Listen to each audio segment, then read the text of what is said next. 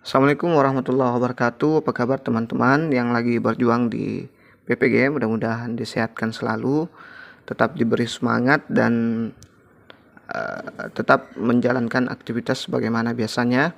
Jaga kesehatan sebelum UP ya. Itu sangat penting. Oh ya, sekarang kita akan sharing soal PJOK. Lanjutan dari part 1 dan part 2. Sekarang kita sudah masuk di part 3. Jadi teman-teman yang baru bergabung, saya sarankan untuk tonton part 1 dan part 2-nya, karena di situ dia fokus di pedagogi penjas ya. Kalau sekarang kita masuk di kompetensi profesional ya teman-teman. Dan bagi yang baru bergabung juga, saya minta bantuannya untuk klik subscribe, like, dan bantu share biar lebih bermanfaat lagi ya teman-teman. Dan saya makin semangat untuk mengupload video-video jika banyak yang nonton. Kalau teman share berarti teman juga akan dapat pahala sama seperti pahala yang saya dapat ya. Seperti itu. Baik, kita langsung cek soal yang pertama, kisi-kisi dan soal yang pertama. Jadi setiap soal saya akan kasih waktu sekitar 5 detik, kisaran 5 detik untuk teman-teman jawab dulu, baru kita lanjut ke jawaban dan pembahasannya. Kompetensi profesional penjas, ini dia indikator esensial mampu menjelaskan pengertian pemanduan bakat dalam olahraga. Coba kita lihat soalnya. Hakikat guru melakukan pemanduan bakat olahraga adalah untuk A. Menciptakan atlet hebat, B. Memperkirakan potensi prestasi anak, C. Memandu anak dalam berolahraga, D. Memilih siswa untuk ekstrakurikuler olahraga, E. Mencari atlet. Dijawab dulu.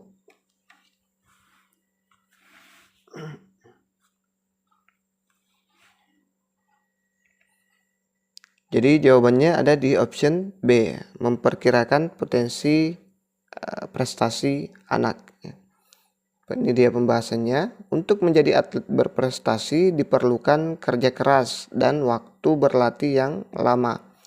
Jika seseorang pada hakikatnya tidak memiliki bakat, maka usahanya selama dan sebesar itu tidak akan optimal ya. Jadi harus memang ada bakat. Oleh sebab itu, pemanduan bakat di usia dini menjadi sangat penting. Disinilah peran guru pendidikan jasmani atau peran guru PJOK dalam mengenali dan memilih atlet yang memiliki kemampuan. Tujuan pemanduan bakat adalah untuk memperkirakan seberapa besar bakat seseorang untuk berpeluang berprestasi tinggi di kemudian hari. Ya. Bagaimana? Apakah jawaban pertama benar? Mudah-mudahan benar ya. Kita lanjut ke kisi-kisi dan soal berikutnya. Kompetensi profesional PJOK, indikator esensial mampu menguraikan aspek-aspek dalam pemanduan bakat olahraga. Ya. Aspek yang perlu dipertimbangkan dalam pemanduan bakat adalah A. Anatomis dan fisiologis, B. Tinggi badan, keterampilan olahraga, status gizi, C. Status gizi dan makanan, D. Biologis, biomotor, fisiologis, E. Psikologi dan tingkat emosi. Dijawab dulu.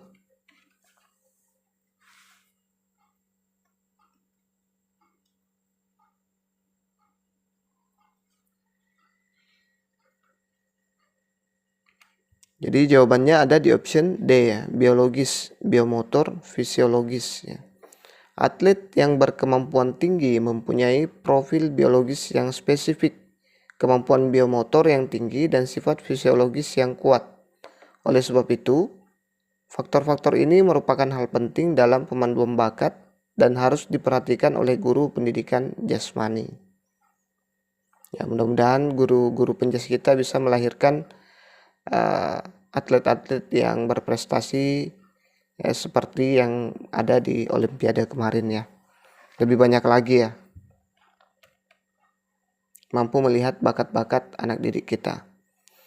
Kita lanjut ke soal dan kisi-kisi berikutnya. Jangan lupa subscribe, like, dan bantu share teman-teman, biar saya makin semangat ya. Profesional PJOK mampu menguraikan fungsi otot dan tulang dalam hubungannya dengan aktivitas gerak, penjas, dan olahraga.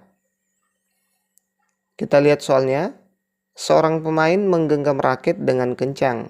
Otot yang bekerja untuk menggenggam raket tersebut mengalami kontraksi.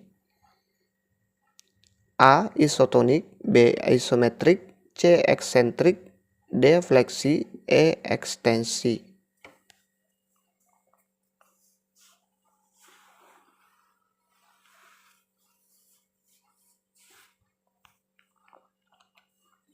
Jadi jawabannya ada di option B, yaitu isometrik.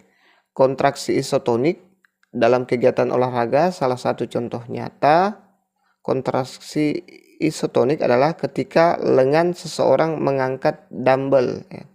Untuk mengangkat dumbbell dari posisi lengan lurus menjadi lengan ditekuk.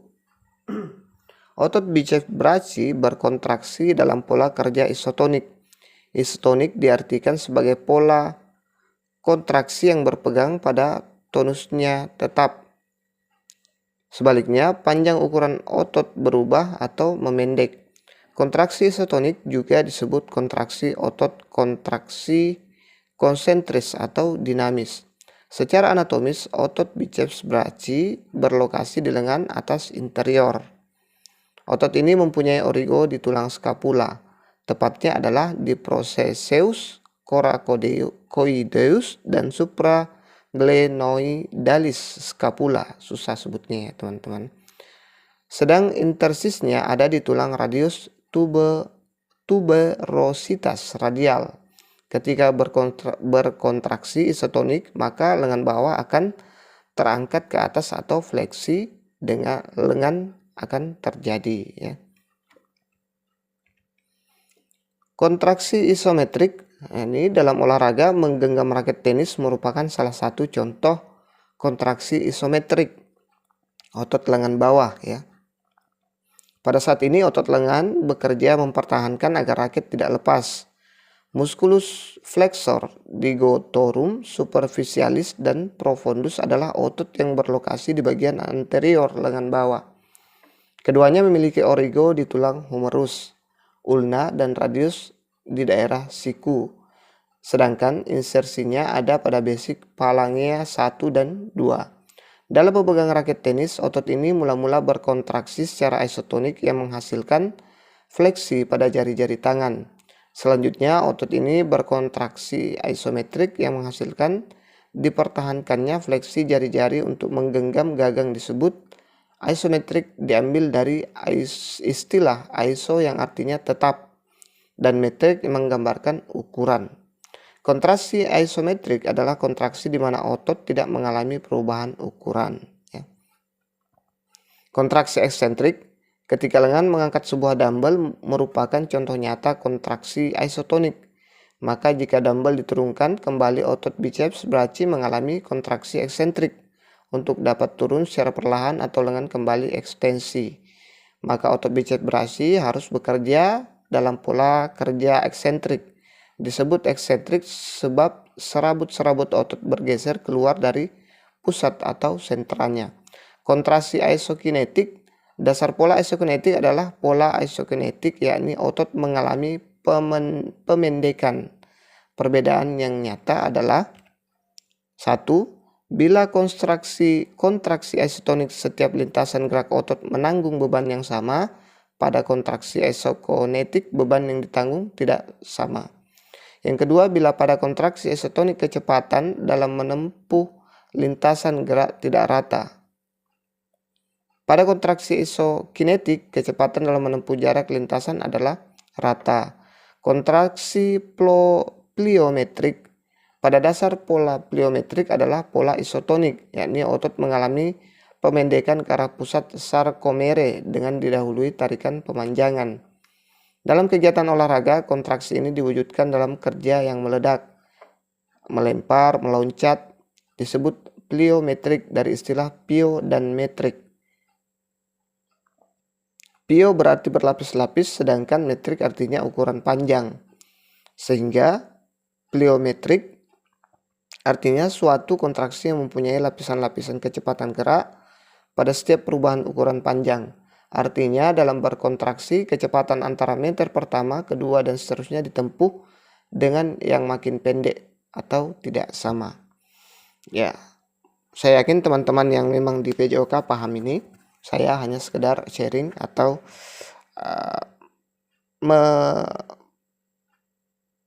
mengingatkan kembali ya, atau merefresh ya. Anda lebih tahu dari saya sebenarnya. Oke. Kita lanjut ke kisi-kisi dan soal berikutnya. Jangan lupa subscribe, like, dan bantu share. Ini profesional PJOK mampu menguraikan fungsi sendi dalam hubungannya dengan aktivitas gerak, penjas, dan olahraga. Kita lihat soalnya. Dasar-dasar fisika yang digunakan dalam biomekanika adalah A. Kekuatan panas, cahaya. B. Keseimbangan, gerak, gaya. C. Gravitasi, pendulum, elektromagnetik. D. Temperatur, gaya, periode. E. Massa, gaya, pengungkit. Jawab dulu.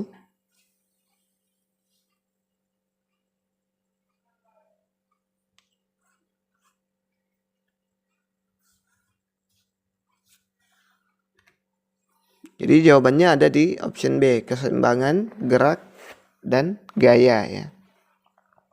Ini dia pembahasannya. Dasar-dasar biomekanika ditunjang oleh fisika. Fisika adalah ilmu pengetahuan yang mempelajari sifat dan fenomena alam dan seluruh interaksi yang terjadi di dalamnya. Kajian filsafat meliputi panas, bunyi, cahaya, keseimbangan, gerak, gaya. Dasar fisika digunakan dalam biomekanika adalah keseimbangan, gerak, dan gaya. Bagaimana teman-teman? Sudah berapa yang benar sejauh ini? Mudah-mudahan benar semua ya. Kalau benar semua insya Allah tinggal doa saya yang diperbanyak ya teman-teman. Kita lanjut ke kisi-kisi dan soal berikutnya. Kompetensi profesional PJOK indikator esensial mampu menjelaskan pengertian kinesiologi atau biomekanika dalam olahraga. Coba kita cek soalnya. Ilmu-ilmu yang menunjang biomekanika: A. Matematika, biologi, kinesiologi. B. Biologi, mekanika, motorik. C. Mekanika, terapan, biologi, fisiologi. D. Kimia, fisika, matematika. E. Biomotorik. Dijawab dulu.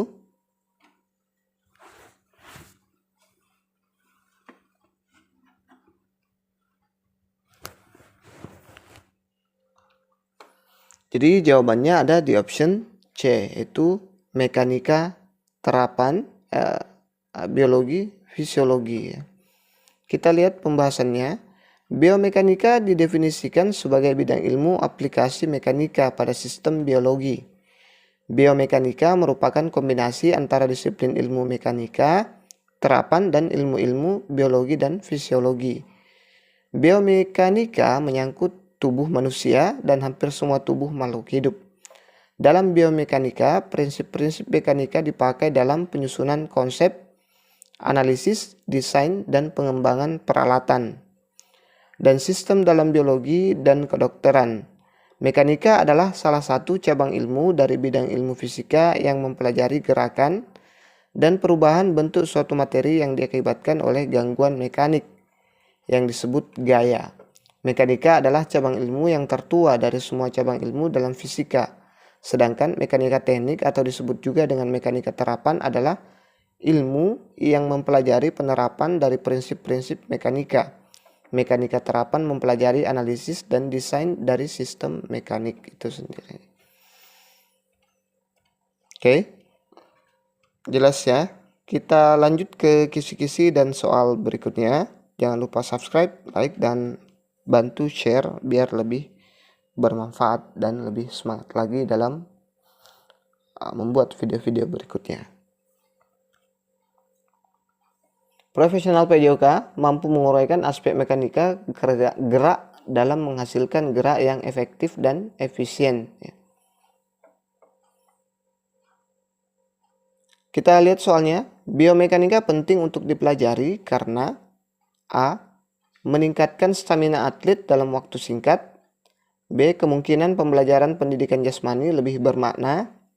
C. Mencetak juara secara cepat dan hemat biaya. D. Mengembangkan gerak dasar olahraga yang lebih efisien dan efektif. E. Gerak dalam olahraga sulit untuk dipahami.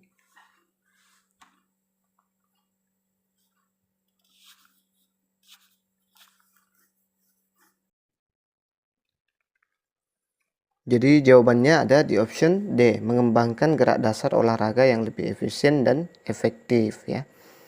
Itulah mengapa biomekanika penting dipelajari. Kita lihat pembahasannya. Biomekanika erat kaitannya dengan ilmu keolahragaan, sehingga biomekanika memiliki fungsi penting bagi guru pendidikan jasmani dan pelatih olahraga.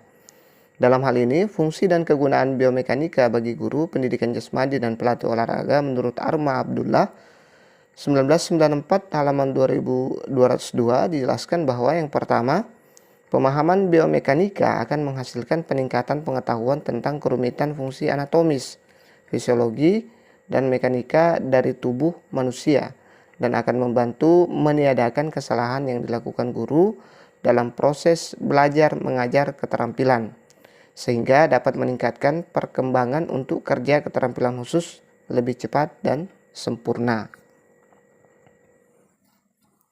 Yang kedua, pengetahuan biomekanika juga penting bagi atlet karena ia akan menyadari kekeliruan untuk mencoba meniru gaya atlet lain karena gaya tersebut memberikan keberhasilan bagi atlet tersebut, sehingga atlet harus mengembangkan gayanya sendiri. Sebab pada umumnya tidak ada dua manusia yang sama dalam karakteristik jasmani, seperti kekuatan otot, kelentukan, tipe tubuh, dan begitu pula karakteristik psikologis. Dengan demikian, pada penyampaian yang kedua dapat digunakan oleh para pelatih olahraga untuk mengenal karakteristik dan kemampuan atlet, sehingga memiliki cara untuk mengembangkan kemampuan dan prestasi atlet. Secara garis besar, fungsi dan kegunaan biomekanika pada guru pendidikan jasmani maupun pelatih olahraga yakni A. Memberikan dasar ilmu pengetahuan untuk mengambil keputusan berkenaan dengan keterampilan dan gerak dasar pada olahraga. B. Sebagai dasar untuk memperoleh jawaban tentang masalah dalam unjuk kerja praktek olahraga. C. Prinsip serta asasnya dipakai dalam memberikan asesmen dan koreksi terhadap unjuk kerja yang dilakukan oleh peserta didik atau atlet. D. Mampu dalam mengembangkan gerak dasar olahraga yang lebih efisien. Ya. Kita lanjut ke kisi-kisi dan soal berikutnya. Jangan lupa subscribe, like, dan bantu share. Profesional PJOK mampu menguraikan faktor yang mempengaruhi mekanika gerak dalam olahraga. Mampu menguraikan faktor yang mempengaruhi mekanika gerak dalam olahraga. Kita lihat soalnya. Berikut ini adalah faktor-faktor yang mempengaruhi gaya eksternal atau external force dalam mekanika gerak manusia kecuali A. Daya tarik bumi, B. Gesekan, C. Gaya reaksi dari tanah, D. Tahanan udara, E. Kontraksi otot.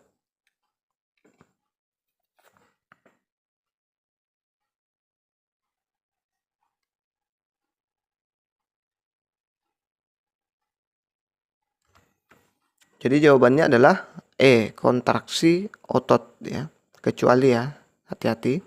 Dalam aktivitas olahraga, gaya berasal dari dua sumber, yaitu gaya internal atau internal force dan gaya eksternal atau biasa disebut dengan external force. Internal force diciptakan dari dalam tubuh seseorang akibat hasil kontraksi antara otot-otot yang melakukan aktivitas tarik-menarik melalui tendon. Kemudian tendon memberi isyarat kontraksi kepada tulang yang menghasilkan suatu gerakan atau tahanan. Sedangkan external force adalah suatu gaya yang tercipta karena adanya pengaruh dari faktor gravitasi, gaya reaksi dari tanah, gesekan tahanan udara dalam berbagai aktivitas pada cabang olahraga yang menghasilkan suatu gaya dorongan atau tarikan.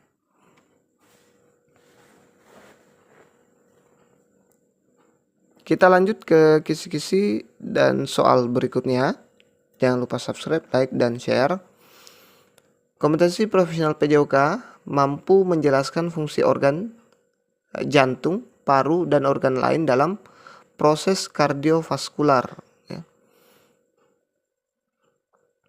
Kita coba lihat soalnya. Di bawah ini adalah organ-organ yang menjadi sistem utama kardiovaskular. A. Paru-paru, jantung, pembuluh darah. B. Jantung, tulang, otot. C. Ligamen, paru-paru, usus kecil. D. Pembuluh darah, jantung, persendian. E. Darah, jantung, ginjal.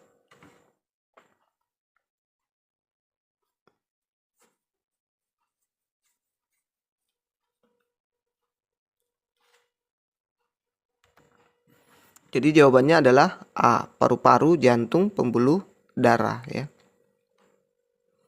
Kita lihat pembahasannya.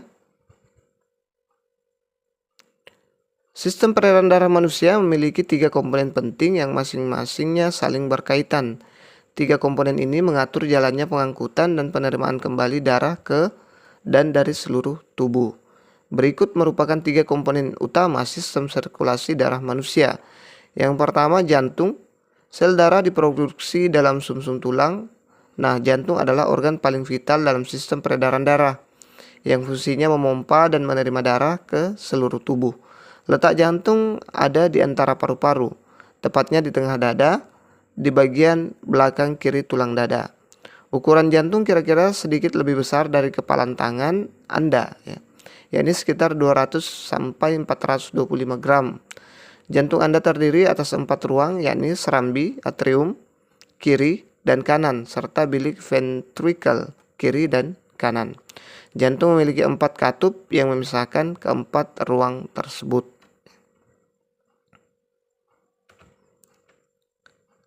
Katup jantung berfungsi menjaga aliran darah mengalir ke arah yang benar. Katup ini termasuk katup trikuspid, mitral, paru, dan aorta. Setiap katup memiliki flaps yang disebut leaflet atau cups yang membuka dan menutup sekali setiap jantung Anda berdetak. Wah, luar biasa ciptaan Allah ya teman-teman. Yang kedua, pembuluh darah adalah pipa elastis yang menjadi bagian dari sistem sirkulasi darah. Pembuluh berfungsi untuk membawa darah dari jantung ke bagian tubuh lain atau sebaliknya. Ada 3 pembuluh darah utama yang terdapat di jantung, yaitu yang pertama arteri, membawa darah yang kaya akan oksigen dari jantung ke bagian tubuh lainnya. Arteri memiliki dinding yang cukup elastis sehingga mampu menjaga tekanan darah tetap konsisten. Yang kedua vena, pembuluh darah yang satu ini membawa darah yang miskin oksigen dari seluruh tubuh untuk kembali ke jantung. Dibandingkan dengan arteri, vena memiliki dinding pembuluh yang lebih tipis. Selanjutnya kapiler. Pembuluh darah ini bertugas untuk menghubungkan arteri kecil dengan vena terkecil. Dindingnya sangat tipis sehingga memungkinkan pembuluh darah untuk bertukar senyawa dengan jaringan sekitarnya, seperti karbon dioksida, air, oksigen, limbah, dan nutrisi. Yang ketiga adalah darah. Tubuh manusia rata-rata mengandung sekitar 4 hingga 5 liter darah. Darah berfungsi untuk mengangkut nutrisi, oksigen, hormon, dan berbagai zat lainnya dari dan ke seluruh tubuh Anda. Tanpa darah, bisa dipastikan oksigen dan sari makanan akan sulit disalurkan dengan baik ke seluruh tubuh. Darah terdiri atas beberapa komponen, yaitu yang pertama adalah plasma darah. Plasma darah mengisi sekitar 55 hingga 60% dari volume darah dalam tubuh. Tugas utama plasma darah adalah mengangkut sel-sel darah untuk kemudian diedarkan ke seluruh tubuh bersama nutrisi, hasil limbah tubuh, antibodi, protein pembekuan darah, dan bahan kimia seperti hormon dan protein yang bertugas untuk membantu menjaga keseimbangan cairan tubuh. Selanjutnya sel darah merah, eritrosit ya, biasa disebut eritrosit. Sel darah merah bertugas membawa oksigen dari paru-paru untuk diedarkan ke seluruh tubuh. Sel darah ini juga bertugas mengangkut kembali karbon dioksida dari seluruh tubuh ke paru-paru untuk dikeluarkan. Selanjutnya ada sel darah putih atau leukosit, ya, biasa disebut leukosit. Meski memiliki jumlah yang lebih sedikit dibanding sel darah merah, sel darah putih mengemban tugas yang tak main-main. Sel darah putih bertanggung jawab untuk melawan infeksi virus, bakteri, dan jamur yang memicu perkembangan penyakit. Hal ini disebabkan karena sel darah putih memproduksi antibodi yang akan membantu memerangi zat asing tersebut. Ya. Selanjutnya ada keping darah atau biasa disebut dengan trombosit. Trombosit memiliki peran penting proses pembekuan darah atau koagulasi saat tubuh terluka. Ya. Tepatnya, trombosit akan membentuk sumbatan bersama benang fibrin guna menghentikan pendarahan sekaligus merangsang pertumbuhan jaringan baru di area luka. Wah, luar biasa ciptaannya Allah. Ya, kita harus banyak-banyak bersyukur ya teman-teman, yang apalagi yang sehat ya. Sehat itu sangat penting buat kita. Dan saya yakin guru-guru penjas itu sehat-sehat loh. Karena mereka banyak berolahraga. Kita lanjut ke kisi-kisi dan soal berikutnya. Jangan lupa bantu subscribe, like, dan share ya teman-teman. Kompetensi profesional PJOK, indikator esensial, mampu menguraikan tentang sistem energi dalam hubungan aktivitas gerak dan olahraga. Kita lihat soalnya. Pemecahan adenosin trifosfat atau biasa disingkat dengan ATP menjadi adenosin difosfat atau biasa disingkat ADP plus fosfat inorganik PI dalam otot akan menghasilkan A. Daya tahan, B. Cedera otot, C. Energi, D. Oksigen, E. Kelelahan. Dijawab dulu.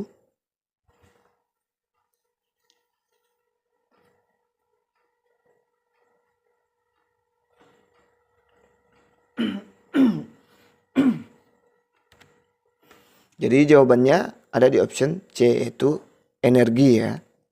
Akan menghasilkan energi.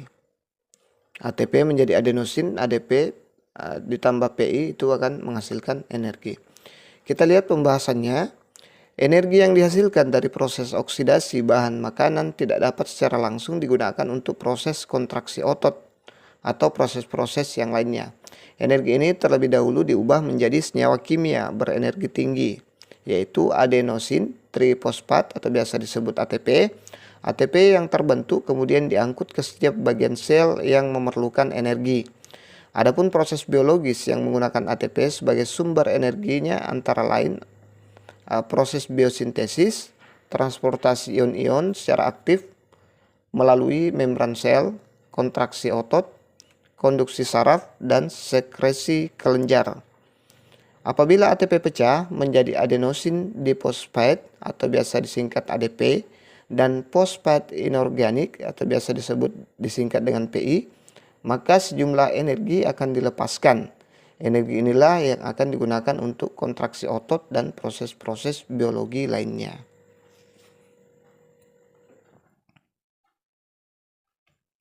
Kita lanjut ke kisi-kisi dan soal berikutnya. Jangan lupa subscribe, like, dan bantu share ya. Kompetensi profesional penjas, indikator esensial, mampu menguraikan aspek kecemasan dan stres dalam hubungan dengan aktivitas penjas dan olahraga. Kita lihat soalnya. Jika mengalami tekanan psikis ketika ya teman, ketika sedang bertanding, anak akan berpotensi untuk mengalami A. Peningkatan konsentrasi, B. Penurunan kecemasan, C. Peningkatan kecemasan, D. Peningkatan stamina, E. Penurunan emosi. Coba dijawab dulu.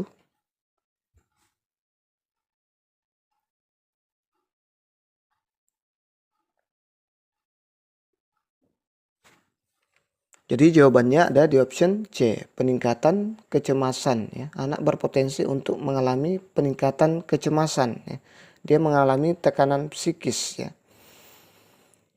Kita lihat pembahasannya. Gejala-gejala rasa cemas dan stres dalam pertandingan, misalnya rasa cemas, rasa khawatir, ketegangan, kebingungan, kurang atau hilang konsentrasi, dan rasa percaya diri yang menurun pada saat bertanding ya, di suatu pertandingan. Itu sangat bahaya ya. bagi kemampuan anak didik kita. Seharusnya ini bisa diatasi ya. Oke, itu saja dulu yang sempat kita share pada kesempatan kali ini. Mudah-mudahan bermanfaat. Jangan lupa subscribe, bantu share, bantu like, dan berkomentarlah yang baik. Insya Allah saya akan tambah lagi soalnya. Masih ada beberapa soal yang harus saya upload kalau memang responnya bagus, insya Allah. Ya, terima kasih sudah menonton. Assalamualaikum warahmatullahi wabarakatuh.